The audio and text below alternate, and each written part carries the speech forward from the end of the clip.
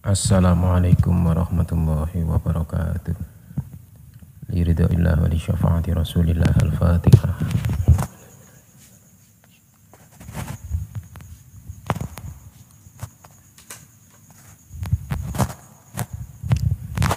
Bismillahirrahmanirrahim. Qala al-mu'allif rahimahullahu ta'ala wa nafana bihi wa bi ulumihi wa asrarihi fit dharaini amin.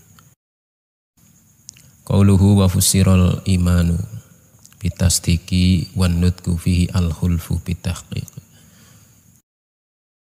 Wa fussira lan den tafsiri opo al-imanu iman bitasdiki kelawan ngestokake. Wan nutku utawi ngucapake fihi ing dalem syahadatain atau syahadat loro iku al-khulfu dadi pasulayane ulama bitahqiqi kelawan nyatake. Faqila syartun kal amali wakila bal syadrun wal islama isrohanna bil amali. Faqila mongko den ucapake apa sing den ucapake syartun utawi syahadatain iku dadi syarat kal amali kaya dene amal. Wakila lan den ucapake apa bal syadrun balik utawi syahadatain iku syatar utawa bagiane iman.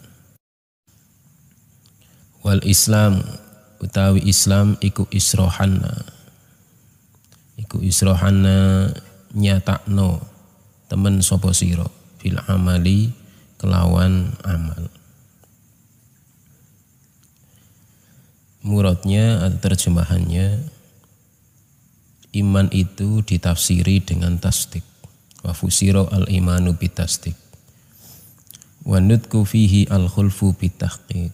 Sedangkan mengucapkan dua kalimat syahadat di antara para ulama itu terjadi perbedaan pendapat.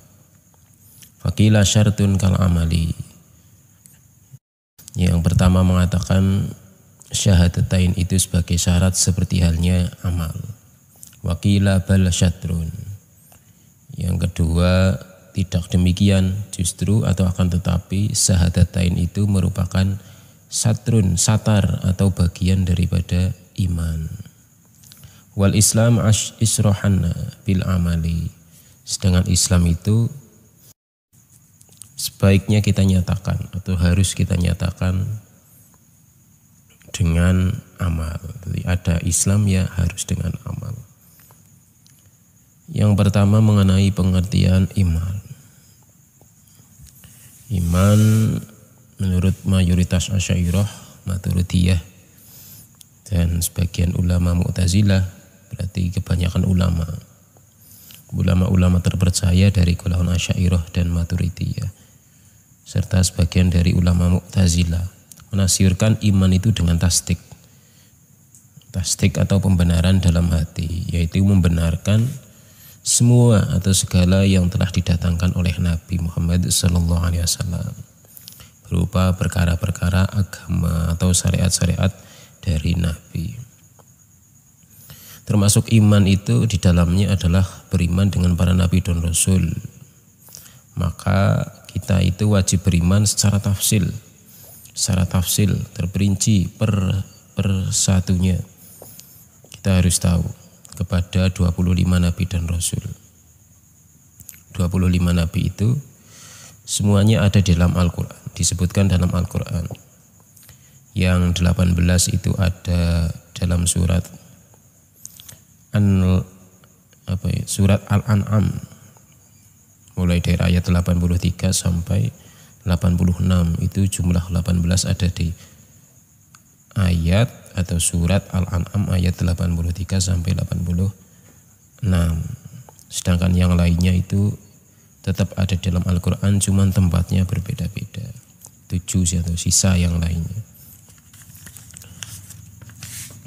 Kemudian makna beriman kepada mereka secara tafsil adalah kalau dikemukakan salah satu dari mereka, misalkan Nabi Muhammad atau Nabi Isa atau Nabi Yunus, kita itu tidak mengingkari kenabian dan risalahnya. Itu maksudnya beriman secara tafsil. Maka barang siapa mengingkari kenabian salah satu dari mereka atau mengingkari risalahnya, maka dia bisa dikatakan kafir. Disebutkan salah satu nabi dari 25 yang sudah disebutkan dalam Al-Quran, kok kita tidak mengakui, berarti dia bisa dikatakan kafir. Akan tetapi ada istilahnya orang yang ummi. Ummi itu orang yang bodoh. Apabila ingkar, dia tidak dikatakan kafir kecuali setelah diberitahu. Sudah diberitahu tetap ingkar, nah itu baru dihukumi kafir. Dan di sini bukan yang dimaksudkan itu adalah kewajiban menghafal. Menghafal itu tidak diwajibkan, nama-nama Rasul itu tidak diwajibkan untuk menghafal. Beda halnya dengan orang yang berpendapat wajib menghafal 25 Nabi atau Rasul. Kalau di sini disebutkan wajib beriman, bukan wajib menghafal secara terperinci, hanya wajib beriman secara tafsil. Sekali lagi tadi disebutkan, kalau salah satu dari mereka disebutkan, kita taslim atau meyakini akan kenabian dan risalahnya. Begitu juga selain beriman kepada para nabi yang 25, juga kita wajib beriman secara tafsil kepada 10 orang malaikat. 10 orang malaikat itu terbagi menjadi 4, yakni al-mutasorrifun yang bertindak atau yang memiliki tindakan. Yang kedua adalah al-fatinun yang menguji, ada al-katibun yang mencatat, dan al-khazinun yang menjaga. Yang al-mutasorrifun itu ada 4 malaikat. Yang pertama malaikat Jibril yang bertugas menyampaikan wahyu, yaitu khabar dari Allah Subhanahu wa ta'ala kepada para nabi. Kemudian yang kedua adalah malaikat Mikail yang bertugas mengatur hujan, lautan, sungai, rezeki, serta membentuk janin yang ada dalam rahim. Yang ketiga adalah malaikat Israfil yang bertugas hanya meniup sangkakala, yakni trompet dari nur, dan memiliki lubang sebanyak bilangan ruh. Yang keempat adalah malaikat Israel yang bertugas mencabut nyawa sekalian makhluk. Bahkan sampai nyawa seekor kutu, lalat, nyamuk atau yang lainnya, itu yang bertugas adalah malaikat Israel. Yang kedua adalah golongan malaikat al-fatinun. Malaikat al-fatinun itu ada 2, yakni mungkar dan nakir. Al-fatinun itu tadi disebutkan yang menguji, malaikat mungkar dan nakir. Yang kedua adalah malaikat al-katibun, malaikat yang mencatat, yaitu raqib dan atid. Sedangkan berikutnya adalah al-khazinun. Yang keempat yaitu malaikat sebagai penjaga, ya, satu penjaga neraka yaitu malaikat Malik, dan satunya lagi penjaga surga yaitu malaikat Ridwan. Keterangan malaikat itu sangat panjang sekali, nanti akan diterangkan pada bait mulai bait 85 sampai 109, itu menerangkan tentang permasalahan malaikat. Kemudian dalam bait berikutnya ada wanutku fihi al-khulfu bitahqiq, masalah pengucapan 2 kalimat syahadat. Di kalangan ulama, mayoritas ulama, terjadi khilaf atau perbedaan pendapat mengenai hukum mengucapkan 2 kalimat syahadat.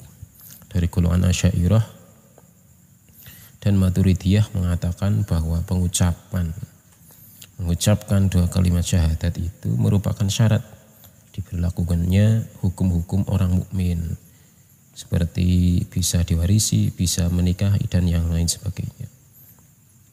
Hal ini karena tasdik bil qalbi. Kenapa harus dikatakan syarat dalam mengucapkan? Karena tasdik bil qalbi menyatakan dalam hati itu adalah pembenaran yang sifatnya adalah perkara yang tersembunyi. Makanya kita tidak tahu. Jadi maka pengucapan 2 kalimat syahadat itu menjadi wajib diberlakukannya hukum-hukum Islam baginya. Imam seperti Imam Abu Hanifah dan beberapa ulama Asy'ariyah yang lain ini berpendapat bahwa mengucapkan dua kalimat syahadat itu adalah syatar, bukan syarat. Satrun bukan syartun, yakni bagian daripada iman. Dengan berpendapat yang kedua ini, atau berdasarkan pendapat yang kedua ini, berarti bahwasanya iman seseorang itu tidaklah sah sebelum ia mengucapkan dua kalimat syahadat. Dari dua pendapat di atas, maka pendapat yang mengatakan bahwasanya dua pengucapan atau ikrar dua kalimat syahadat itu sebagai syatar adalah dhaif. Tadi pendapat yang kedua, pendapatnya Imam Abu Hanifah dan beberapa ulama Asy'ariyah dikatakan dhaif. Karena yang muktamad atau yang pantas dijadikan pegangan adalah bahwasanya ikrar itu merupakan syarat bagi diberlakukannya hukum-hukum keduniaan saja. Dan kalau seseorang tidak berikrar, maka dia mukmin indallah atau di sisi Allah. Kemudian syarat-syarat pengucapan dua kalimat syahadat. Mengenai syarat pengucapan dua kalimat syahadat adalah yang pertama, hendaklah menggunakan lafaz asyhadu serta mengulang-ulangnya. Yang kedua, dua kalimat syahadat itu haruslah diucapkan dengan tertib atau urutan yang benar, yaitu kita bersaksi kepada Allah sebagai Tuhan kita dulu, kemudian bersaksi bahwasanya Nabi Muhammad adalah utusannya Allah. Asyhadu an la ilaha illallah, segera disambung dengan wa asyhadu anna Muhammadar Rasulullah. Berikutnya adalah syarat yang sudah disebutkan tadi itu berdasarkan pendapat mayoritas ulama dalam mazhab Syafi'i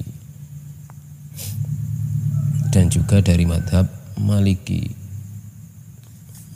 yang mengatakan hendaklah seorang itu mengucapkan dua kalimat syahadat dengan lafaz asyhadu an la ilaha illallah wa asyhadu anna Muhammadar Rasulullah. Kemudian pembahasan selanjutnya, melakukan amal kebaikan adalah syarat bagi iman, seperti dalam bait tadi kal amali. Pada bait tadi faqila syartun kal amali. Seperti halnya mengucapkan dua kalimat syahadat, maka melakukan amal-amal kebaikan juga merupakan syarat bagi iman. Ini yang dimaksud oleh pengarang dengan ucapannya kal amali, seperti juga amalan. Akan tetapi dia ditetapkan sebagai seorang mukmin dengan syarat-syarat, yaitu dia tidak melakukan istihal. Istihal ini menganggap halal sikapnya yang tidak mau melakukan amal-amal kebaikan. Ada orang sudah menyatakan Islam, sudah syahadat, tapi tidak mau sholat, tidak mau haji, tidak mau zakat dan sebagainya. Nah, dia tidak melakukan itu kok istihlal, anggap halal, biasa baik, alias dalam hati, aku ngelakoni iki pancen halal baik, oleh baik, tidak ingkar, dalam artian tidak ingkar, maka dia berbahaya. Syaratnya sekalipun orang itu melakukan dosa, dia harus menganggap bahwasanya itu adalah perbuatan dosa. Yang kedua, dia tidak melakukan inat. Inat itu pembangkangan terhadap syar'i atau syariat dari Allah. Tidak ada pembangkangan, orang nantang. Yang ketiga adalah dia tidak syak, tidak ragu-ragu terhadap semua yang telah disyariatkan oleh Allah, terhadap semua yang disampaikan oleh Kanjeng Nabi, tidak ada satupun yang diragukannya. Kemudian dari golongan Mu'tazilah, ini memiliki pendapat bahwasanya melakukan amal-amal kebaikan adalah syatar atau bagian dari iman, karena menurut mereka iman itu adalah yang sering kita dengar tasdik bil qalbi, ikrar bil lisan wa af'alul bil arkan. Menyatakan dengan hati, membenarkan dengan lisan dan melakukan dengan perbuatan. Jadi 3 komponen ini atau 3 perkara ini menjadi syatar bagian dari iman. Beda halnya dengan pendapat-pendapat yang terpilih atau pendapat selain itu yang mengatakan melakukan amal-amal kebaikan itu merupakan syarat, bukan syatar. Sekali lagi, melakukan amal kebaikan itu adalah syarat bagi kesempurnaan iman. Bahasanya itu syarat bagi kesempurnaan iman, bukan bagian dari iman. Ini berarti bahwasanya iman itu tetap ada walaupun seseorang itu tidak melakukan amal-amal kebaikan. Hanya saja imannya itu tidak memperoleh kesempurnaan. Dalil yang terpilih ini yang mengatakan iman itu melakukan amal itu adalah syarat bagi kesempurnaan iman. Karena iman itu secara lughat, secara bahasa adalah tasdik. Maka menurut syara iman itu adalah tasdik yang khusus dan tidak ada dalil untuk membawanya kepada 3 perkara tadi sebagaimana yang dikatakan oleh Mu'tazilah. Jadi intinya tasdik bil qalbi wa iqraru bil lisan, ini pendapat yang terpilih. Adapun af'alu bil arkan atau melakukan amal perbuatan itu adalah sebagai syarat dari kesempurnaan iman. Ini berdasarkan perintah Allah dalam surat Al-Baqarah ayat 183 dan 25. Kemudian qauluhu misalu hadzal hajju was-salatu kadasiyamu fadri waz zakatu illa huna wallahu a'lam bis-shawab.